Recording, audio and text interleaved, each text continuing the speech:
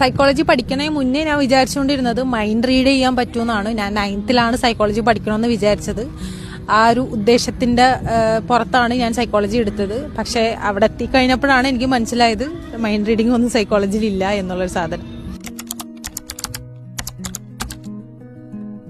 Judge ചെയ്യുന്നത് കുറഞ്ഞു. നമ്മളിപ്പോൾ ഒരു വ്യക്തിനെ കാണുമ്പോൾ തന്നെ അവരുടെ എന്തെങ്കിലും അപ്പിയറൻസിലോ അല്ലെങ്കിൽ എന്തെങ്കിലും ഒരു ബിഹേവിയർ കാണിക്കുമ്പോൾ തന്നെ ജഡ്ജ് ചെയ്യുന്ന ആ ഒരു ബിഹേവിയർ മാറ്റി, അല്ലെങ്കിൽ ആ ഒരു ബിഹേവിയർ മാറിപ്പോയി സൈക്കോളജി പഠിച്ചതിന് ശേഷം.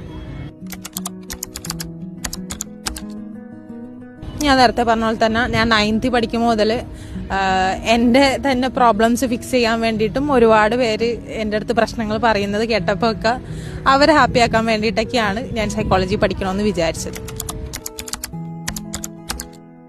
Okay, by.